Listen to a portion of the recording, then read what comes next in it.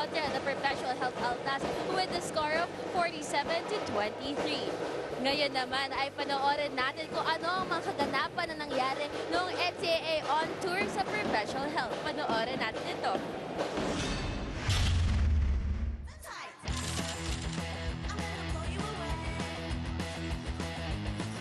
NCAA goes down south para maghatid ng kakaibang saya at excitement sa Perpetualites. Ito ang NCAA on tour sa UPHSD Altas, Las Piñas. Ibang energy ang sumalubong sa NCAA crew as the Perpetual campus hosts the Altas versus Red Lions game. Jam-packed din ang mga performances para sa mga fans. Nandyan ang homegrown talents from Perps.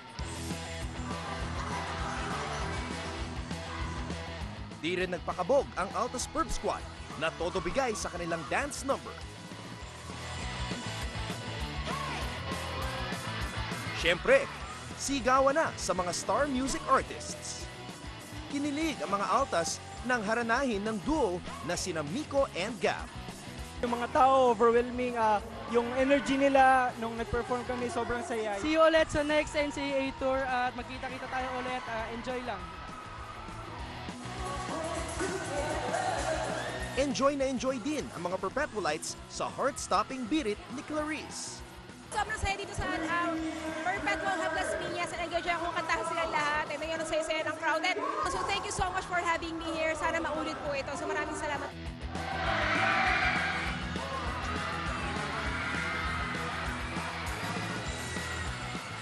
And for the finale, balik on tour ang Harana Boys.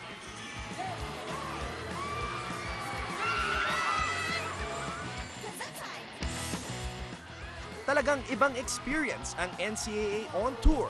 And as we enter round 2 of the competition, tsak na marami pang exciting na happenings dito lang sa NCAA Season 93.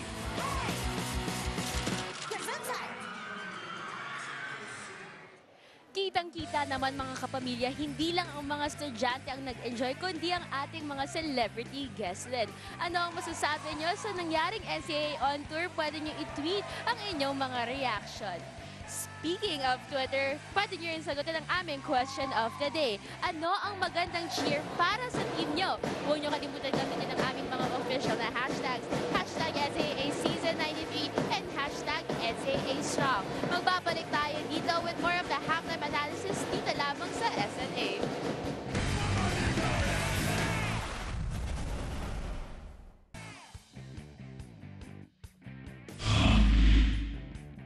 We're back inside the Philoil Flying V Center in San Juan City. September 2017, araw po ng sweldo ngayong Biyernes, payday Friday. And at the half of our second game, CSB, believe it or not, is up 47-23 against the Perpetual Health Altas. Andre Felix along with Mr. Game Time Mix Bustos. Mix, it's been all College of St. Benilde in the first 2 quarters. In the first one, CSB outscored Perpetual Health 25-9.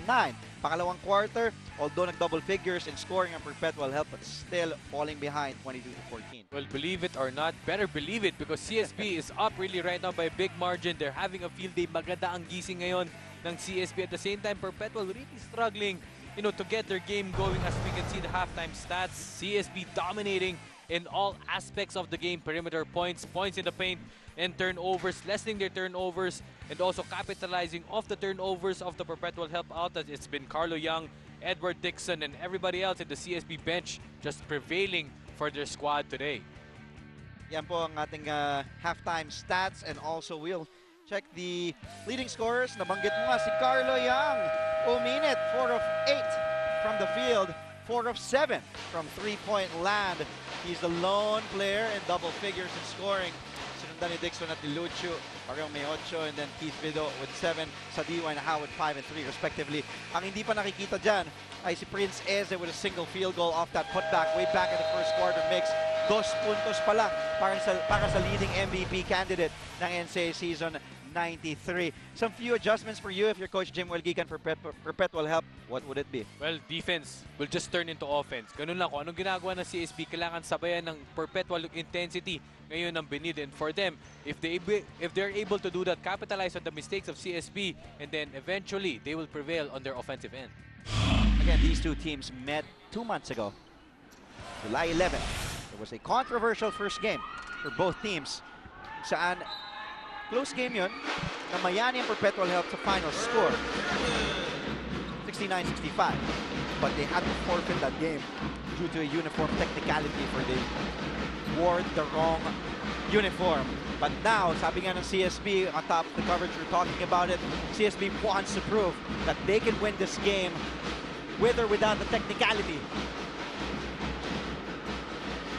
It's Young, Luchu, Castor, Dixon, and Pili. Lima ni Coach T.Y. Tang as Dixon starts off firing in the second half. Well, credit that screen for Dixon. That's why he was able to get or to knock down that perimeter J.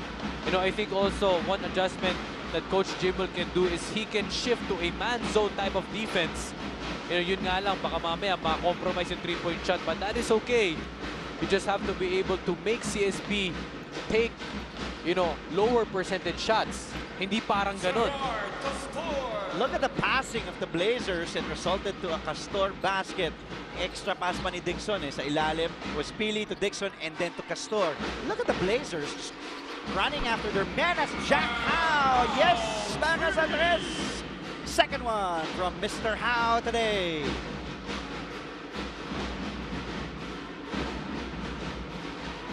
Jack Howe, 7 puntos na.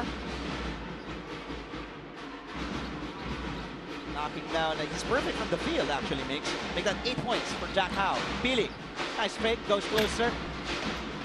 Luchu tried to go for the tip in, but there's Ed Dixon doing the dirty work. That is the problem, Dre. Nakakatulog dito sa depensa ang Perpetual help.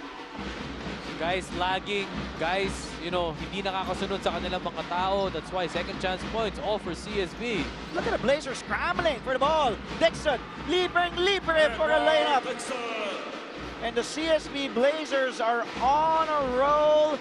You know, we've been saying it all game long. If they can only play this game every single time they're on the floor in season 93, they'll probably have more wins. As Luchu misses on a slam. Pili, hinihingi ni Luchu, gets a smaller man. And Luchu attacking the defense of Eze, making sure he gets that one. Look at Luchu's face, his expression. Medyo nanghinayang siya for missing that dunk. At 20, make that a 31-point lead para sa College of St. Benilde.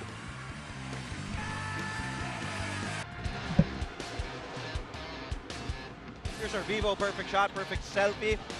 Mabibitawan ng Perpetual help, another turnover. And then Castor ahead. The Ilonggo, Edward Dixon.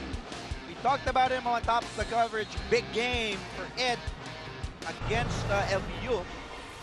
In their last outing back in September 8th, he scored 27 points. He was 8 of 12 from the field in that game.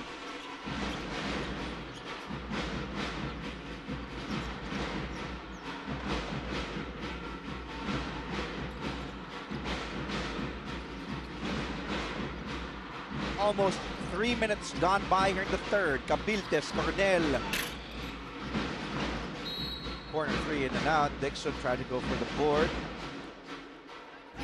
Look at Ed Dixon. You'd love to have a guy like Ed Dixon on your team. You don't even have to draw up a play for him. You'll just run. Look at him. He's running again. Young off to Dixon. Nahabol ni Dagangon. Dixon gets his own miss. Dixon again. Look at Dixon. Kahit nandun si Eze, nandun si Dagangon. Ang tawag dyan, Dre, workhorse. And Dixon, hindi naubusan ng energy. The first guy to run down the break. Forcing his way in, getting his own board. Finds a way to get it up and in. Pinasabi nito si Prince Eze. Again, you know, Dre, his build is not like a 4. But then he's forced to play that spot and causing mismatches. Forcing to play small itong si Coach Jimel Gikan. dahil dito kay Ed Dixon. And he was also up against two great defenders, and Gab Lagamon and Eze earlier, although he misses on the second free throw. Pido. Pili and Cabiltes. Bola ay babalik sa panig ng CSB. Balik naman tayo sa panig ni Sarah Carlos. Malungkot man sabihin, Andre at Mix, pero mukhang the Perpetual Help Altas is letting their emotions get the best of them. Ramdam ko during their last huddle, the disappointment. And Coach Jim Walgica, sinabi niya sa kanya team na binibigay niya na lahat ng pwedeng possible game plays, pero they're not executing it well enough. Nakikita ko rin naman yung how some of the players are actually clenching their fists out of frustrations because alam nilang hindi sila ito. Ano ang masasabi niyo dito, Andre and Mix?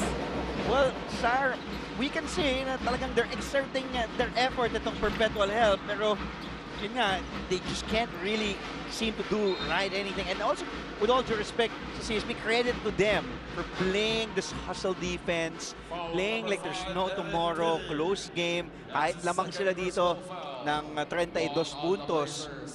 Grabe yung scrappy defense, running down the floor. Blazers are just, you know, 10 steps ahead of the Altas in this game. Pagka sky high ang kanilang kumpiyansa ngayon, no matter what they do, they will always find a way to execute on the defensive and offensive end. Another turnover for Keith Pido. So tuloy-tuloy ang problema din itong Perpetual Altas, and it's not just because of the Blazers playing well, it's also the Altas committing turnover after turnover. They've already committed makes at 20 turnovers. Ang CSB, only 6 turnovers. And at the same time, Dre, yung tipong simple lang na hindi makashoot. It just really happens. Eze secures the board. Prince Eze already though with 15 rebounds. Coronel. Wala pa rin para sa Altas. Subo na lamang, wala pa. Castor. Bounce pass to Dixon. Extra pass to Luchu. Nagangon. Ahead to Pido. All alone for a layup.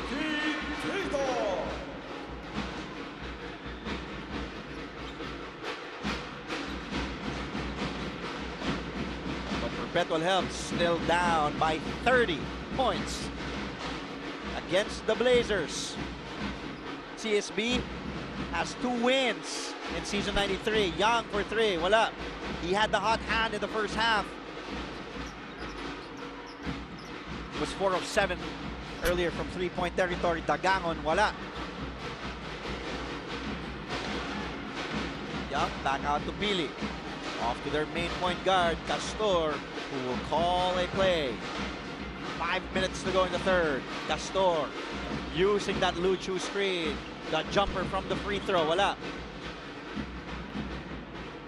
Medyo nanlamig. Parang pupunan natin the past few minutes here in the third period. Coach T.Y. Tang will put in 3 men in the next dead ball situation. Castor against Pido. Hard foul by Pido will send Castor to the line for 2. Frustration foul right there on Keith Pido because he felt that he was fouled previously. There's Dagangon to Pido for Milo Nutriap. Galing move off the quarter. Right now, Dre, I think what Perpetual Help needs to do is just to be able to run that offense. Once na nagkamali rin dito on CSB, waste no time, takbo na kaagad, 3 to 4 guys should be able to go down right away. Kailangan mo hindi na mag-set ng play, wag mo nang gawin. So because the half-court defense of CSB is really great, hindi rin makakonvert dito on offense ang Perpetual Help. So sometimes you have to go the other way, go off book. DJ Ilagan on your screens. Ilagan with just a single point coming from the free throw line. He's 0 of 6 from the field this afternoon. Lujico, pinalik muna ni Coach Jim Walgican to man the point guard spot. And Keith Pido malik sa bench ng Perpetual Help. Lujico off to Coronel. AJ to spin. AJ Coronel inside, gets a bounce, gets the shot to go down. And the starter points, 42 for CSB, 13 Perpetual Help. Tanwan off to Domingo. The jumper by the lefty. Lista mo na. pure confidence in that jump shot by JJ Domingo. One step, one dribble to the right, pull-up jump shot. That is made in the gym. 3 players in double figures for CSB now. Dixon with 15, Young with 14. Oh, and a banker of a 3! Oh no, that's not a 3, but a 2.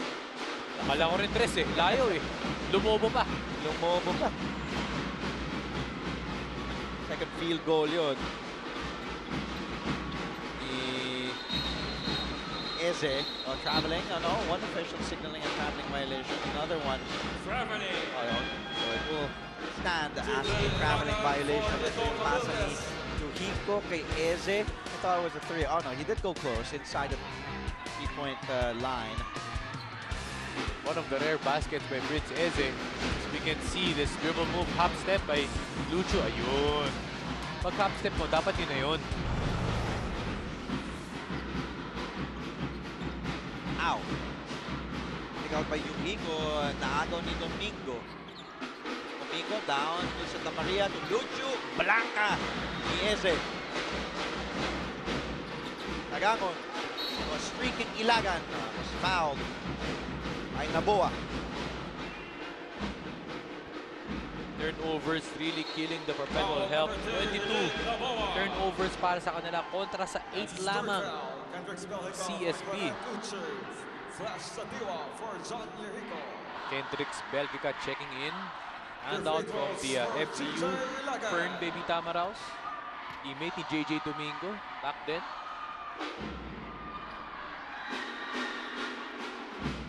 Kakampi yan eh. Oo. Si Bellinca, si Christian Fajarito na dating CSB player na wala na ngayon sa Correct. St. Benilde. Also yung twin brother ni JJ na si JS. So sitting out this year. Oh, rival nila nun. Sila NU, Bullpups, Coach Jeff Napa. Right. Malakas din yun yung FU Fern program na yun, yung juniors division. Timeout College of St. Benilde Blazers. Timeout called by Coach T.Y. Tang. They're still up here, 61-33.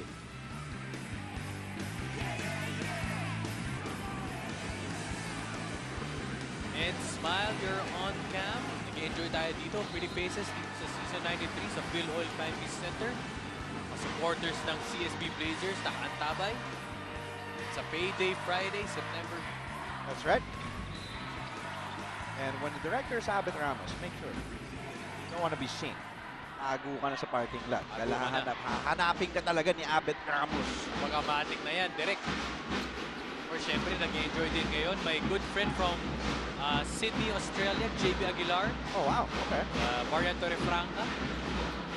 Kanyang wife, Marian Aguilar na pala, and their baby Madison. Thank you for enjoying college basketball in the NCAA. An exciting game earlier. Nagwagi ang LPU Pirates for their 12th victory. No losses in season 93. 94-92 was the final score against Arellano. Jesper Ayay was the best player in that game with double-double. 20 points, 10 boards for the team captain of the Pirates. Congratulations, Coach Topex Robinson, Assistant Coach Jeff Berlas, and the rest of the Lyceum of the Philippines University Pirates for getting win number 12. And from my recollection, Dre, that is the second come-from-behind win. LPU this season. LPU this season. The first one was against Tetran. Tetran was up big also during their game. And Arellano also was leading by double digits. And then just a test of character For LPU. for LPU bouncing back. You know, I think they're vocal about it. They were expecting that the teams, especially in the second round, talagang they're gonna gun for LPU, Yeah. especially in the second round. 2 minutes. Hindi na sila yung underdogs eh, di ba? Sila yung front runners. Just before the season started, we're talking about LPU being the underdogs. Another unsportsmanlike foul. Earlier, panglima na to ha, kanina in the first quarter, tatawagan ng isa yung, kung di ako nagkakamali, bangga ni AJ Coronel kay Ed Dixon. And then, Naboa and Clemente were called for an unsportsmanlike each. And then there was a third one earlier. Magkasabay yun. Clemente and Naboa. Tapos Oo. the fourth one was GJ Ilagans. Kay GJ, oo. Oo. Tapos ito yung panglima. Yeah, Kendricks Belgica. That's right.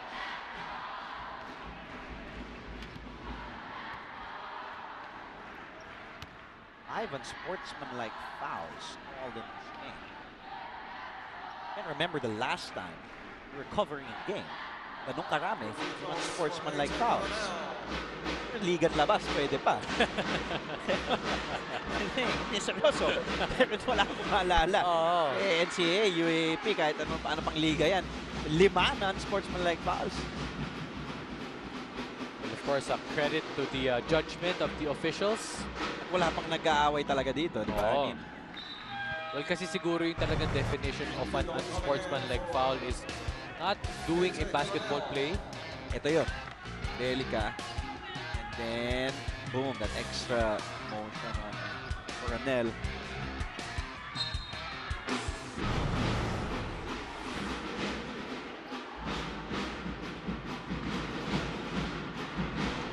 Well, Coach T.Y. Tang and the coaching staff of the Blazers were contesting that one as Ilagan fires an air ball from the outside. I think they were contesting if that really did warrant as a sportsmanlike foul. But nevertheless, officials, you know, did make a call and it did stand. Belica is still on the floor. Ito yun. Another look. Thank you again, Derek Adams. Coronel pushed Belica, and then Belica and Coronel may have sold it. At a good price. That's right. Dagangon. 1-on-3. Dagangon are official separating Dino San Juan and Dagangon. Referee Alan Dasal on top of things. 4 on the Blazers. 2 free throws for Cap Dagangon. Cap Dagangon, a 65% free throw shooter in season 93, knocks down the first.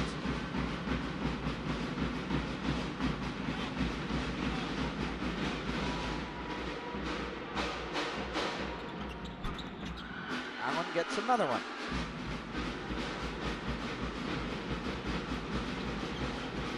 Aboa against Sadiwa. Naboa. Kick out to Domingo. Against Keith Pido. Hinihingi ni Belica. Ibigyan ni Belica ng screen si Domingo. Switch. He has Eze now. Domingo the reverse. Dagangon was there with a defensive stop. He is running for the altas now. Cap Dagangon. Goes close. Wala.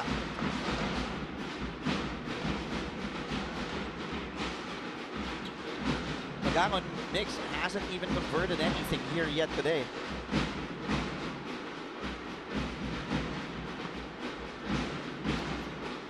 Belica. Great find there to Hendrix Belgica, being unselfish, finding the big man. Hendrix Belgica with another bucket. Sadiwa. Easy too. Gamble ang Benilde dun sa defense and nalibre dun si Flash Sadiwa. Naboa being harassed by How. Kailangan ng itawid. Natawid na ni Naboa ang bola. Patay ng shot clock. Game clock is down to 6 here in the third period. Naboa. What will unique Naboa do? Naboa off to Belica to end the third period. At the end of the third period, it's 65 for CSB, 38 for the Perpetual Health Altas, Keith Pido. One of those rare lone layups there by kay Keith Pido. So at least there's a progression in scoring para sa Perpetual Health by quarter mix. 9 in the first for Perpetual, 14 in the second, 15 here in the third. So, and then CSB still outscoring Perpetual Health but just by 3 points in that third period. Ang apat at huling quarter sa pagitan ng St. Benilde at ng Perpetual Health sa aming pagbabalik. Kayo po'y nakatutok sa NCAA live on SNA.